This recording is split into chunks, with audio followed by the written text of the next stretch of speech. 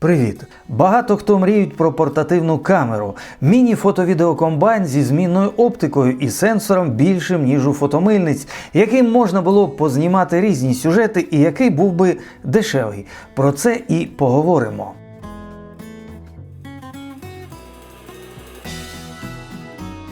Отже, зйомка відео, в тому числі портативними фотоапаратиками. Почнемо з маркетингового закиду про кількість мегапікселів у сенсорі, в тому числі про те, що чим більше умовних мегапікселів має матриця, тим, мовляв, краще. Глядач каналу Гаррі 54CK пише, цитую: глядачів варто дещо шокувати фактом того, що для найсучаснішого 4К відео достатньо всього лише 8 мегапікселів. А оскільки 4К вже навіть для фото більше ніж треба, то 10 мегапікселів дадуть пристойну, гарну якість. Якщо хтось проти, то їх можна добити, так і пише, добити фактом того, що в соцмережах фотографії взагалі розміром лише в 1 мегапіксель.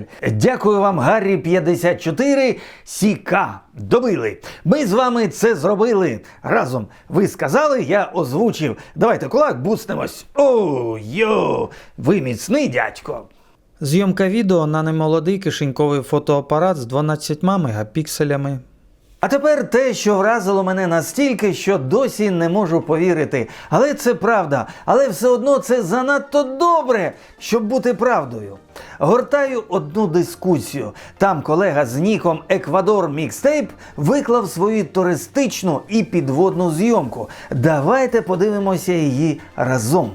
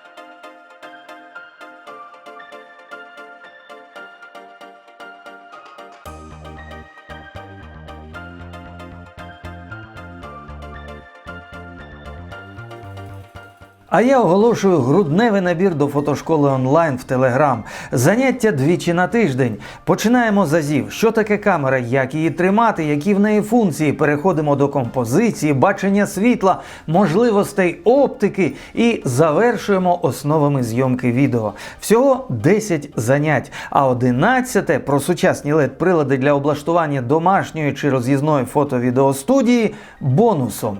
Вартість демократична, як для уроків з історії чи математики в загальноосвітній школі. Пишіть координати під випуском. Автор відео вказує, що фільмував на крихітний фотоапаратик, який уміщується в долоньку 2011 року Panasonic Lumix GF2.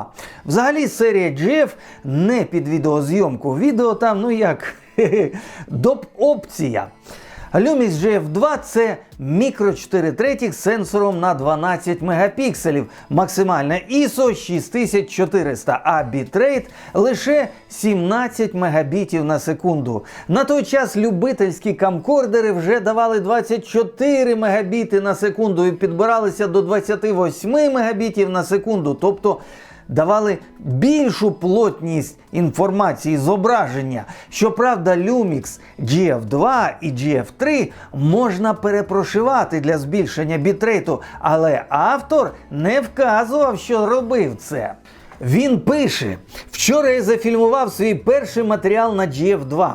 Я вражений якістю зображення за таку ціну. Так, воно не таке, як у професійних камер, але з модифікованою версією мого патчу GF2 без проблем фільмує у форматі Full HD 25p, тобто кадрів на секунду з бітрейтом 44 мегабіти. І наводить кадр зі зламаного GF2 Full HD 25p з бітрейтом 44 мегабіти.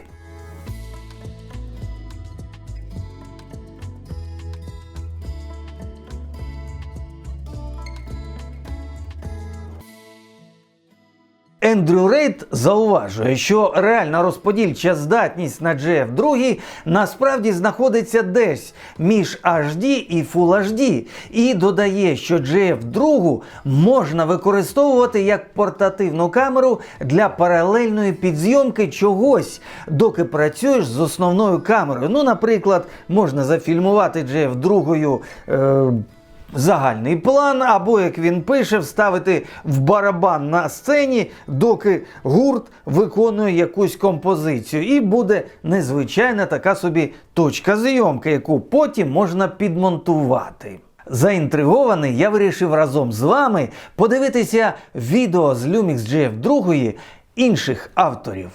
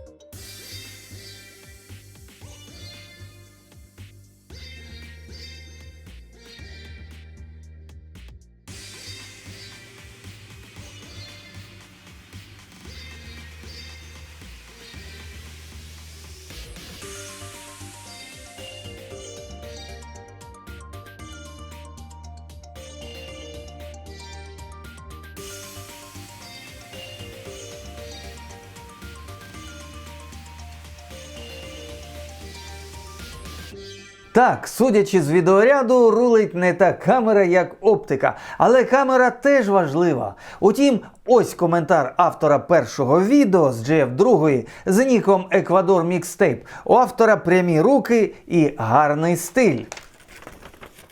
Це відео було повністю зняте на GF2, але єдиний кадр, який по-справжньому сподобався мені, пише він, це мініатюра відео, фільмованого на Canon 50 мм FD. А більшість кадрів у відео зроблені на рідний Panasonic 20 мм. І от оцей Panasonic видався автору занадто пластиковим та різким. Тому і його, і, до речі, моя думка така. Для отримання приємного відео з маленьких камер, з маленькими сенсорами варто використовувати старі, м'якіші фікс-об'єктиви замість сучасного різкого об'єктиву Panasonic. Ну, принаймні, спробуйте. Так, є недоліки. Мало фізичних кнопочок і коліщаток. І екран не дуже чутливий. Тапання по ньому може дратувати. Не на всі налаштування відео ви можете вплинути. А екран показує ідеально проекспоноване зображення, тоді як насправді це не так. І немає матричної чи цифрової, бодай, стабілізації. Але навіть така камера здатна давати приємні кадри відео середньої, для нинішніх часів, але все-таки наголошу, приємної якості. Я далекий від того, щоб ідеалізувати перші беззеркальні фотоапарати, перші фото-відеокомбайни, і не можу їх отак безапеляційно рекомендувати вам, хоча собі. Хо-хо-хо. Тепер закриємо деякі питання. Друзі, особливо дякую за ваші коментарі. Саме коментарі дозволяють робити остаточні висновки по темах, піднятих у випуску. Мій досвід – це одне, а наш спільний досвід – інше. Наприклад, минулої суботи я розповів про штативи певної конструкції. Дешеві і практичні, як сказав, бо використовував такий у приміщенні на вулиці з Fullframe Lumix S5. Та об'єктивом загальною вагою 980 грамів і залишився задоволеним. Навіть ряд відео для цього каналу фільмував з таким штативом. Ось, будь ласка. Якщо ви за камерою Panasonic GH3 або подальших моделей аж до Fullframe серії S, то фокусуватися легко і зручно. Хтось з колег не погодилися з думкою, що це правильні штативи. Наприклад, автор прекрасного каналу Pau In.ua зауважив про пластик такого штатива. Знімав на такому чуді Китайпрому зорі на свій тоді ще Nikon 200. І ця голова тупо тріснула, а камера полетіла на землю. Дивом упіймав. Тріснула штативна голова. Тому дозвольте припустити, що якість штатива залежить від виробника реплік. Якість штатива такої конструкції на совісті виробника реплік. І тут вже як покупцю пощастить. Наприклад, зараз фільмую себе на штатив Wellbone Sherpa. Це досить солідний виробник і прекрасний вічний штатив. А от рідна штативна голова Wellbone виявилася поганою.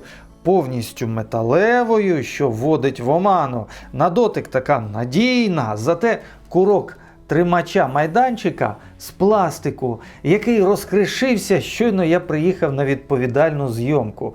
І мова вже не про дешевий, слабенький маленький штативчик, але, як бачите.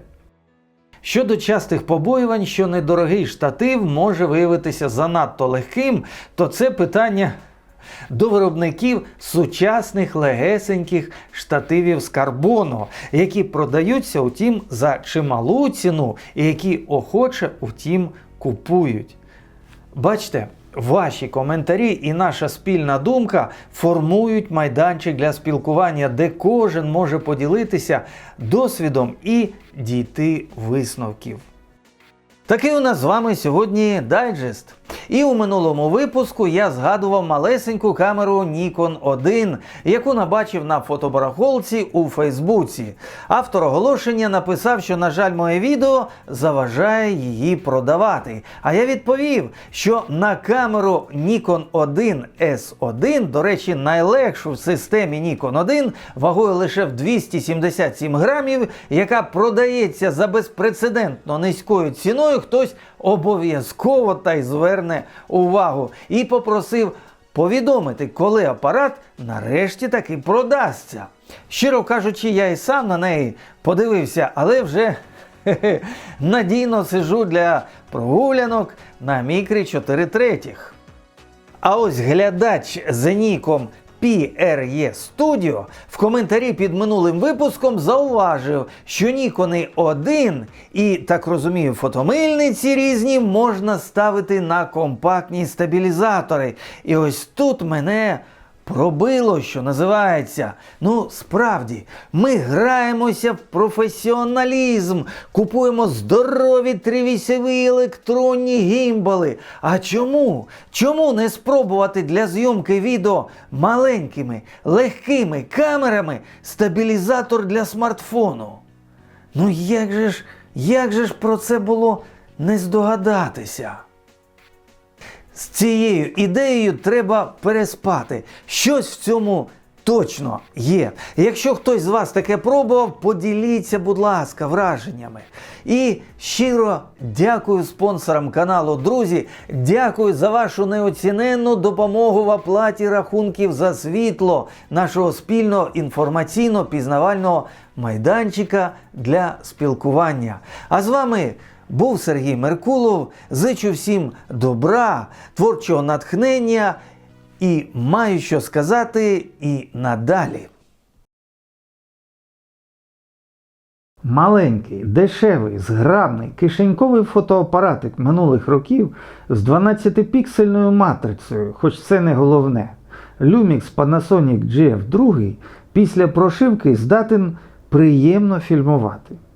Тобто це кишеньковий фото-відеокомбайн, який припинили випускати. Ну не випускають їх. Закінчилася епоха перевиробництва. Я дивлюся на ринок і майже не бачу таких маленьких камер любительських з великими можливостями. А ті сучасні, які трапляються рідко, набагато рідше, ніж колись, коштують в 10 разів дорожче. Тому ми змушені повертатися до камер з минулого і шукати серед них перли. Ось про що це відео.